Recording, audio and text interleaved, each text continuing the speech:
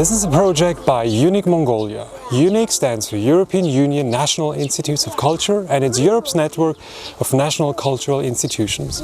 For this project, we brought 4 European artists and 4 Mongolian artists together here in Tsagandelger in Dontkov province in Mongolia. We are really happy to support this for the second time, this Nomad Spirit project. Европын холбооноос жил бүр тодорхой сэдвээр дэлхийн улс орнуудад Европын холбооны институтуудтай хамтраад төслүүд хэрэгждэг байгаа. Тэгээ энэ бол бидний хувьд одоо 2 дахь төсөл болоод байгаа юм.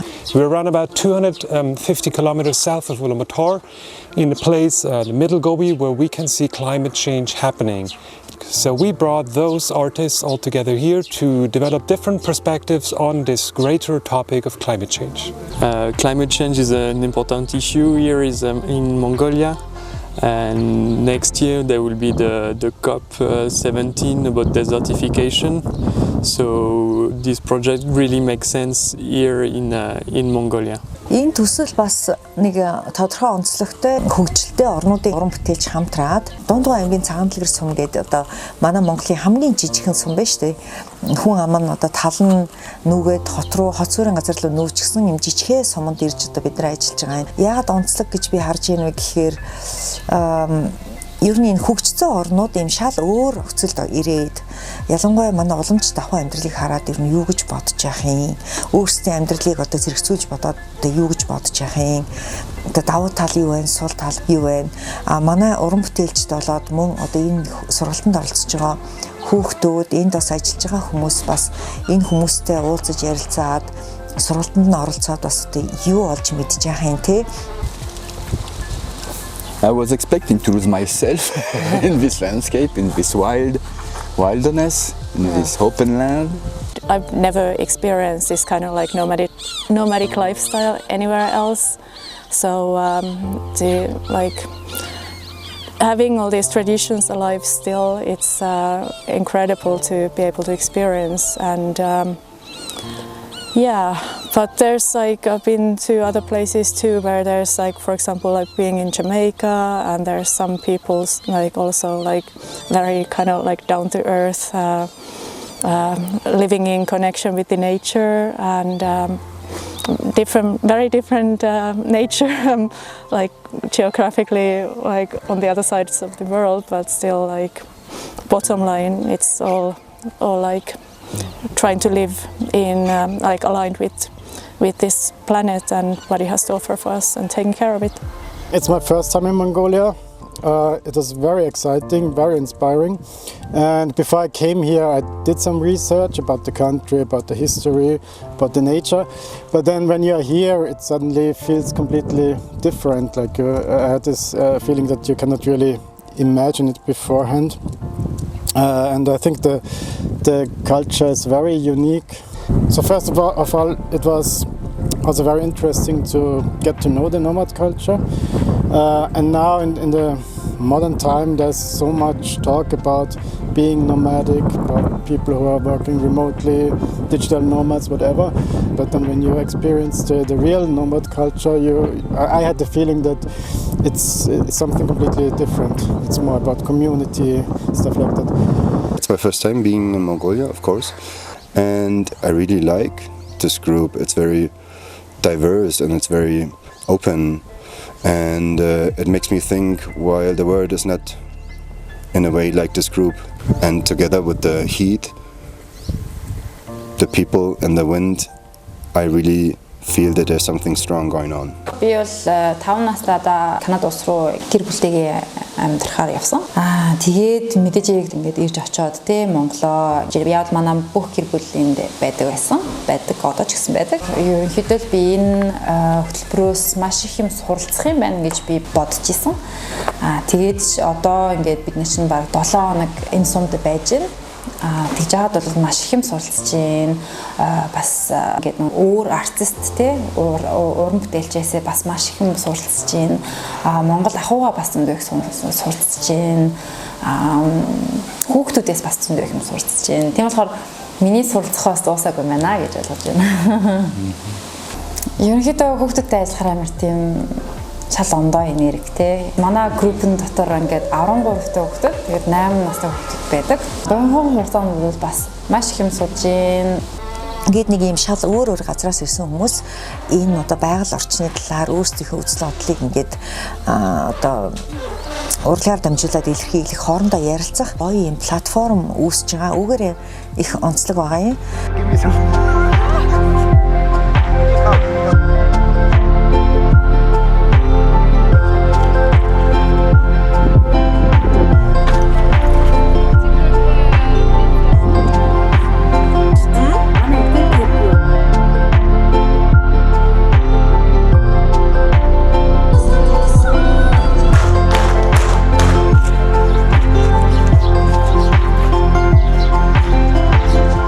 The first day we arrived, I went around in the village looking for material, what I could find. First, what I saw was this cart, and I realized that many people are using this kind of cart, and the cart is moving. And for me, it's connected with nomadism because you keep moving, and it can be a chariot. And my idea was to create a face, as I'm quite a specialist in faces now. More than 20 years, I'm building faces all around the world. I like this idea not to create a static face, but to create a face on this cart that can move, and that inviting the people to make it move also. So every time it will have a different surrounding and it will belong to them in a way. It will have its own life. I like painting flowers for many reasons. There's so much symbolism, and it's like, of course, everyone can interpret it their own way. Well, they are just stunningly beautiful, and here I wanted to pick up local flowers. These are local flowers, and they are they are not all in proportion. I want to bring these dynamics, and some of them are teeny tiny, and then I love the idea of plastering them on this massive wall, and also reminds us to stop to appreciate the beauty of life and take care of nature. I'm doing stop motion work with a huge puppet that is 2 meters tall. So because of the stop motion work, I have to make lots of pictures. But my character this time is made from wood, and the joints are connected with screws and nuts so that they're able to move. And it's covered with sheep wool that I found next to here. And I really like this material because it's so organic and it's fluffy. And it's doing its own thing. So as soon as the wind comes, it has its own movement, and it's a very good smell. I heard about that this summer is even more hotter and drier than the summers before, and I think it's a direct impact of the climate change. And so my character is actually looking for water to watering a plant because the soil is so dry.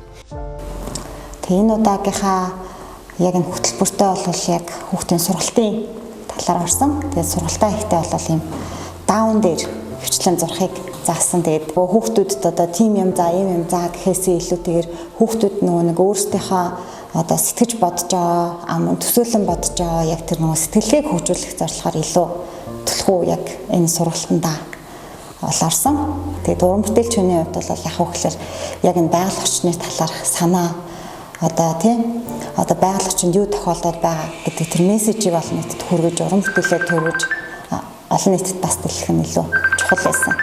Салангаа багш маань маш их сонио цаасыг модоор хийдэг болохоор мод их үргэлтэн. Тэгэхээр даавн дээр яаж зураг зурхыг гэсэн санааг илэрхийлж ирсэн байгаа. Тухайн орчин дээр ирээд бас нөгөө нэг сумаараа нэг тойроо сумтайгаа танилцсангаа материалаа сарж авсан. Тэгэхэд энэ хойдлын эсгийн үйлдвэрээс ерөөхдөө нэг энэ төмөр хийцлийн материалуудаа хараад тэгээ энэ хавраа сумуудаараа бас тойрч нэг материалуудаа сонгож авсан байгаа. Ерөөхдөө нэг бүтээлийн гол санаа маань би нэг солирын элемент голцоо барьж хийдэхгүй нэг юм харийн элементүүдийг ерөөхдөө солир нь өөр маш сонирхолтой элементтэй. Тэгээд яг энэ хараас дэлхий дээр бууж ирээд яг дэлхий ийм харийн бит хоёр хоорондоо уулзж байгаа тэр процесс, тэр моментийн тесрэлт ийм явцыг харуулах гэж зорьсон бүтээл байгаа. Тэгээд тэр нэг ийм урт хойно бас толиг эзлүүд орж байгаа хгүй. Тэр нь бидний одоо яг ийм өөрсдийнхөө дүр төрхийг харна, цаашлаад бид нар яг хаашаа тэмүүлж байгаа юм бэ? Хаашаа явж байгаа юм? Байгаль орчинтойгоо гэсэн санаа бодлыг илэрхийлэх гэж зорьсон байгаа. In my art, I think a lot about architecture and how architecture can tell specific things. And a nomadic culture is more or less the opposite of architecture, because it's not so much about building something which is permanently somewhere. It's another way of thinking. And when I arrived here, I had a lot of conversations with people, and it seemed to be like the situation of Mongolia between China and Russia seems to be a big topic for everyone. So there's always this feeling of being in between something, in between two superpowers, in between two neighbors, in between two totally different cultures. And then I was very interested in this feeling of being in between. So that's why I came up with these walls, because there is some kind of volume and you as a viewer can be in between. But then I thought it's also talking about the global situation where everything is transforming and shifting and power dynamics are changing. So I think the whole world has this feeling of being in between somewhere. So I think the Mongolia as a model can speak about all of us. And then I had this idea to use local materials like the felt, which is being used for the gear, and wood that I found here. And then now I place it here in the open steppe, in this open empty landscape, which is kind of a contradiction between the openness and the narrowness of my corridor. And plus there's nature everywhere, which in the end, as this work is meant to be temporary, so in the end it will be destroyed by nature. May it be the weather, may it be cows, but in the end nature will win. So nature or the Mongolian earth in the end will win the fight. So the objective of the program is to raise awareness about climate change. So all the creation, the artwork are linked with the climate change. Төслийн маань бас гол агуулгач ерөөдөө цөлжилт, уур амьсгалын өөрчлөлттэй хэрхэн дасан зохицож амьдрах вэ гэх юм да тий. Тэр агуулгыг барьж байгаа учраас хамгийн одоо уур амьсгалын өөрчлөлтөнд өртөхгүй байх бидний боломжийг нээж өгж байгаа зүйл чинь ерөөсөө ус тийм ээ. Усал байх юм бол газар шороо энэ үжил шимэн бол хангалттай байгаа. Тэгээд энэ худгаас гарч байгаа энэ усаа нандинаж зөв сайхан цэврээр нь хайрлж нандинаж ашиглаасаа тий. Ус гэдэг бол бурхан юм а гэсэн тийм гол концепцийг л энэ дээр гаргая гэж хичээж байгаа. Тэгээд бидний сэтгэлд байдаг тэр нанди юм чи одоо юу гэдэг ямар нэг юм болохоо байлаа гэхлээ бурхан минь одоо туслаач гэх юм те. Бурхан минь өршөөгөөрэй гэж ярьдаг. Тэрэн шиг усаа нандин чайрлнаа гэдэг чи одоо тэр бурханыхаа өршөөлийг хүртээд ашиглаад хэрэглээд амьдралынхаа сайхан тэнцвэрийг хадгалаад уур амьсгалын ямар нэгэн өөрчлөлтийг даван туулаад эндээ аятай тухтай сайхан амьдрах л одоо үүд юм а гэсэн агуулгаар энэ бүтээлээ хийж явж байна да. Тэгээд ерөнхийдөө бидний хийж байгаа бүтээл нь болохоор хогийн асуудалтай тийм бүтээл. Тэгээд байгалыгаа хайрлах,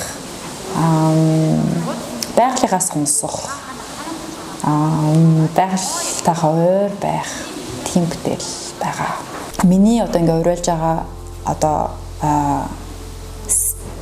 байгаа үзэл бодол нь болохоор ингээд энэ ахуй маань бас ингээд бид нарыг ингэж юм хогон дунд амьдруулж шүү. Тэ хог маань бас ингэж нэг юу ингээд контрол чадахгүйгээр томорж ийн тэ.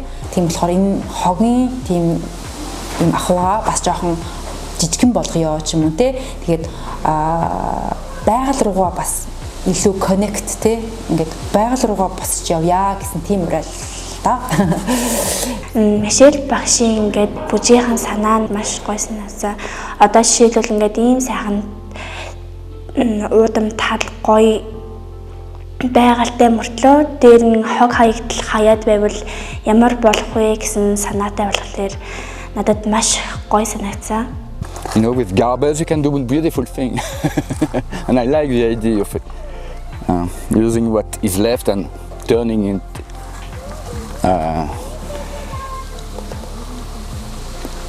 in something that make people think. My dream is to keep being able to do this kind of thing, to keep doing my art and sharing it with people, and also being able to travel, to learn, to see, to meet people, and to make me rich, but not in my pocket, in my heart. Ахын байгаа материал нь өөрөө хаягдл төдий харагдж байгаа ч гэсэндээ дахин нөгөө боловсруулах гэж яриад байгаа шүү дээ. Ерөөсөө хог гэж юм хаягддаггүй зүйлс байгаа байхгүй. За ерөнхийдөө тэгээд нөгөө байгаль дээр байгаа материалаа ашиглаж байгаа нь ерөнхийдөө байгаль ихтлэгийг хайрлан хамгаалах, тэгээд байгаль дээр их одоо юм хор уршгийг багаарч болоо цөөрүүлэх тиймэрхүү гол санааг бас барьж авч байгаа нь миний бас нэг юм материалын тал дээр нэг онцлог болдго юм аа. I think we have to change so many things in our way of living today. The way of using water, using wood or trees, and also maybe being very careful about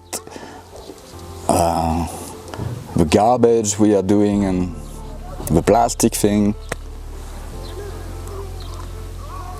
Everybody has to make a small effort. If everybody make a small effort, maybe it will help our planet.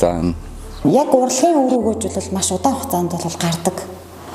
Тэрний яадаг гэхээр энэ хүний хувь хүний хөгжилтэй шууд холбоотой учраас яг энэ хувь хүний хөгжил гэдэг бол маш одоо хийсвэр юм шиг мөртлөө бас яг бодит амьдрал дээр бол бас айгүй бодиттой ингэж явдаг юм том зүйл байгаа. Тэгээ хүүхдүүдэд одоо ингэж сурснараа ач холбогдол юм бол энэ хүүхдүүдийн ирээдүйд бол одоо шилэл зураач болох албатай биш үү? Гэхдээ урлагтай харьцаж өөрийгөө таньж мэдэх нь илүү чухал. Энэ төсөл бол надад үнэхээр таалагдсан. Ингээд хог хаягдалгүй ингээд дэлхийгээд иймэрхүү сэдвэр багш нар маань ингээд биднэрт бүжиг зааж тэгээд ерөөхдөө бол даавн дээр яаж ингээд зураг зурхыг, яаж анхаарлаа төвлөрүүлэхийг сурсан.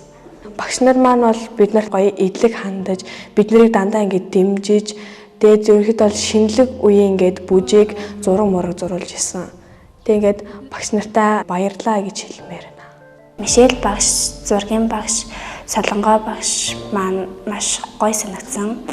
Тийм өөрийнхөө шудраг тэгээд бас сайхан сэтгэлтэй гэж санагдсан. Тэгээд анимашн бас их сонирхолтой санагдсан. Ирээдүйд бас түүнийг бас хийж үзье гэжсэн бодол надад төрсөн. За миний нүрийг ингээд шавар дээр дараад маш их сонирхолтой санагдсан. Том болоод бас хийж үзвэл бас амархан юм шиг санагдсан. Мишель багш Канадаас ирээд биднэрт ингээд чөлөөт бүжиг заасан би маш их баяртай байгаа. Өөрийгөө илэрхийлж сурсан, өөртөө итгэлтэй байхыг сурсан. Тэгээд мөн өөр нэгэн бүжгийн төрөл байдаг гэдгийг мэдэж авсан. Маш олон төрлийн урлаг байдаг гэдгийг бас ойлгосон. Тэгээд гадаадаас ирсэн багш нарт баярлалаа. Мишель багш тууштай үнэнч зэрэгтэй санагдсан. Тэгээс хаасан Канадаас бид нарт бүжиг заах гэж ирсэн шинэлэг орчин үеийн бүжиг заасан. Тэнд нь би маш их баярлж байна. Улаанбаатар хотод бол одоо хүүхдийн сургалт төвчлөлтөөр бас маш олон одоо тэр дургуулсан секц байдаг.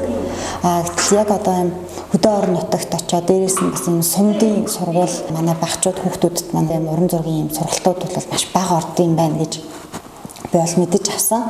Тэгээд тэр ч утгаараа яг энэ хөтөлбөр маань ингээд одоо аймаг сумруугаа зориод тэгээд яг хүрч чадахгүй байгаа тэр нэг зорилтод одоо хүмүүс рүү чиглэсэн юм мундаг хөтөлбөр байсан. When I look at the kids that joining my workshops or helping me to create this character, I can see very clearly the impact of this program, which brings national and international artists together to the countryside, where there are people who wants to experience also something else. За манай суманд нүүдэлчин ухаан төсөл одоо амжилттай хэрэгжиж одоо contemporary урлагийн төрлөөр бүтээл хийх, зургийн, бүжгийн ийм одоо сонирхолтой сургалтууд явагдах, өөрийгөө илэрхийлэх чадвар дээр суралцсан ийм амжилттай 2-7 хоногийг одоо бид нар өнгөрүүллээ. Уран бүтээлчд маань дэлхийн дулаар цаг агаарын өөрчлөлт эдгээрийн одоо улмаас байгалийн ихтлийн маань ямар одоо байдалтай байна. Үүнийгээ бид хэрхэн эргэн сэргээх вэ гэдэг ийм мессежийг хүүхдэд өгсөн сургалтууд явагдлаа. Тэгээд хүүхдүүд маань бас сургалтанд хамрагдахаас гадна бүтээл хийж байгаа хүмүүстэй ярилцаж, англи хэлний мэдлэгээ дэвшлүүлж, тэдэнтэй харилцах, одоо улс үндэстнүүдийн ёс заншлаас суралцах гээд их сонирхолтой ийм цаг үеийг өнгөрүүлсэн. За хүүхдүүд маань бас анимашн хийх гэх мэтлэнгээр одоо зөндөө олон янзын сонин содон шинэлэг ийм зүйлсийг хийж сурлаа. Одоогийн хүүхдүүдийн хувьд бол маш их оюуны том хөрөнгө оруулалт боллоо. Тэгээд нийт төслийн үйл ажиллагаанд оролцсон уран бүтээлчдтэй маш их баярлалаа.